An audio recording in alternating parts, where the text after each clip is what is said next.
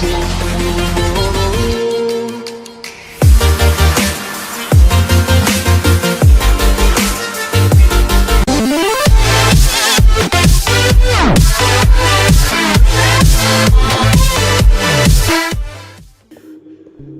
kamu orang ni bila mau loan, kamu orang tidak tahu apa yang bank mau dan kamu orang selalu buat kesalahan ni dan sehingga kamu orang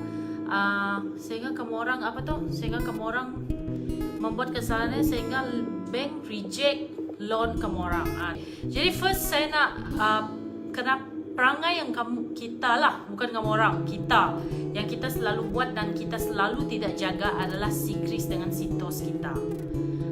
Saya nak beritahu kamu orang, kebanyakan kamu orang bila mau loan saja barulah kamu orang tergedek-gedek, terhege-hege untuk settle secret dan sitos kamu orang. Ada yang tidak tahu diri sendiri kena sitos. Itu yang paling kelakar lah. Tidak tahu diri sendiri kena sitos, tidak tahu diri sendiri kena secret. Jadi kita jangan buat-buat tidak. Saya tak tahu kamu orang ni buat-buat tidak tahu kah? Memang tahu, memang sengaja tak mau settle. Ada yang beralasankan sebab bukan kamu orang yang guna benda tu dan orang yang gunakan nama kamu orang tu tidak bayar dan akhirnya kamu orang pun tidak mau mengambil responsibility untuk settle benda tu. Jadi untuk mengelakkan daripada jiran-jiran menggunakan nama kita, jadi jangan bagi jiran kita menggunakan nama kita supaya kamu orang tu tidak kena sitos. Saya beritahu kamu orang, sitos paling susah mau rilis kalau kamu orang buat-buat tidak tahu. Dia seumpama yang macam blacklist juga. Kebanyakan orang tidak dapat buat loan, tidak dapat bikin loan dia adalah disebabkan kamu orang tidak membayar Codes Mammoth, Aeon Credit dan sewaktu dengannya sitos tu. Begitu juga dengan Secret. Saya beritahu kamu orang, kalau sebulan tinggal, bank masih boleh consider. Tetapi kalau sampai 2 bulan, bank tidak boleh consider. Kalau kamu orang terasa bahawa 2 bulan, 3 bulan dan kamu orang punya pembayaran sangat slow sampai berbulan-bulan, fikirkan balik sebelum kamu orang buat loan. Sebab bila kamu buat loan, kamu hanya membazir masa. Jadi untuk mengelakkan benda ni terjadi, berpada-padalah kita membuat loan.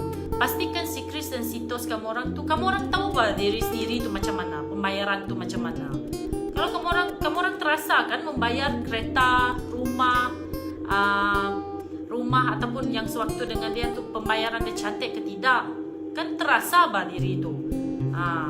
Itu adalah yang pertama lah, tidak menjaga secret dan sitos masing-masing. Yang kedua adalah baru membuat loan. Bank juga pantang melihat orang yang baru membuat loan, guys. Baru membuat loan ni macam ni. Dalam tempoh setahun ke 6 bulan. Contoh kalau kamu orang baru buat loan ASB, baru buat loan perabot, baru buat loan TV, baru buat loan handphone, baru buat loan apa-apa loan lah yang penting dengan bank, yang berkaitan dengan bank. Bank sangat-sangat pantang untuk meluluskan kereta kamu orang kalau kamu orang baru buat loan, guys. Tapi depend juga dengan gaji. Kalau gaji itu alang-alang, sikit-sikit alang-alang, memang bank akan reject juga. Kebanyakan customer saya yang bila dia tidak dapat approve loan tu disebabkan dia baru saja membuat loan ASB, baru membuat loan ini, baru buat loan itu dan menyebabkan dia tidak dapat approve loan kereta idaman dia. Mesti kamu orang terfikir-fikir kenapakah benda ni terjadi. Saya beritahu kamu orang, bank dia pentingkan apakah moto bank, bukan moto, apakah prinsip bank dalam meluluskan loan kita adalah prinsip dia first adalah kestabilan, guys. Jadi kalau kamu orang baru lulus loan pertama, tetapi dalam masa setahun tu kamu orang masa setahun ke bawah lah, 6 bulan ke setahun, kamu orang punya pembayaran tu belum stabil, bagi bank kalau dalam masa setahun dia adalah masih baru, loan tu masih baru dan dia belum stabil, dia belum melihat perangai kita, sikap kita dalam membayar loan tersebut dan kita sudah mula gatal hati mau beli kereta, dan itu menyebabkan loan kita susah mau approve, kadang-kadang tidak approve. Yang ketiga adalah loan kamu orang, semua hutang kamu orang dekat bank itu dia melebihi 70% daripada gaji kamu orang. Bila melebihi 70% daripada gaji kamu orang, menyebabkan kamu orang ni over commitment guys. Bila over commitment, bank takut. Kan saya cakap bank sangat mementingkan kestabilan. Ni loan pun kali pertama mau beli kereta. Okey, kalau kali pertama, kadang-kadang bank boleh kasih approve, kadang-kadang dia akan minta guarantor. Sebab bila kita tidak pernah loan, bank pun takut. Kan saya cakap, mesti kamu orang fikirkan sebagai orang bank, kamu orang mesti fikirkan kestabilan. Kalau kita belum di dalam fasa kestabilan, kamu orang rasa macam mana bank mau approve kita tu. So fikirkan kestabilan kita tu macam mana. Anggaplah kita ni bank dan kita mau pinjam pergi orang tu sampai 100,000 dan dia belum stabil, kan menakutkan. Okay. Yang ke 1, 2, 3, 4 adalah tentang license. License sangat-sangat penting guys untuk menunjukkan kamu orang ini adalah halal untuk memegang kereta tersebut. Kalau tiada license, hanya beberapa bank saja yang boleh bikin tiada license. Contoh macam yang saya tahu untuk Isuzu, memang kamu orang tidak boleh buat di Aeon Credit. Kereta kecil boleh di Aeon Credit. Ambank dengan bank rakyat. Ambank dengan bank rakyat.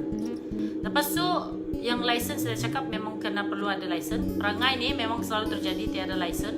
Saya beritahu kamu orang, bila kamu orang tiada license, branch approval, maksudnya di Sarawak tidak dapat approve kamu orang dan dia terpaksa bawakan nama kamu orang tu pergi headquarters, iaitu di Semenanjung di KL. Bila orang KL yang approve nama kamu orang, yang approve loan kamu orang tu, dia akan fikir 10 kali. Sebab di KL cara mereka approval tu lain. Tapi untuk orang Sarawak, dia faham macam mana gaji orang Sarawak dan Sabah ni macam mana. Itu namanya branch approval dan head HQ approval. Bila tiada license, pasalah HQ approval. Tu contohlah kenapa loan kamu orang tu susah lulus. Jangan kamu orang ini supervisor dia pandai buat, ini supervisor pandai buat. Tiada istilah tu sebenarnya. Dia actually yang kelima adalah orang yang berniaga. Orang berniaga selalu tanya, saya berniaga saya berniaga ni, saya berniaga tu, tetapi dia sendiri tidak simpan di dalam bank, income tidak cukup dimasukkan dalam bank.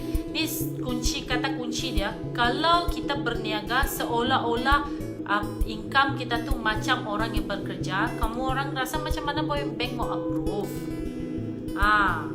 Bagus bekerja. Itu contoh. Jadi kalau kita berniaga sebulan tu, buat lagi lah berniaga tu. Janganlah macam acak-acak kita bekerja juga apa.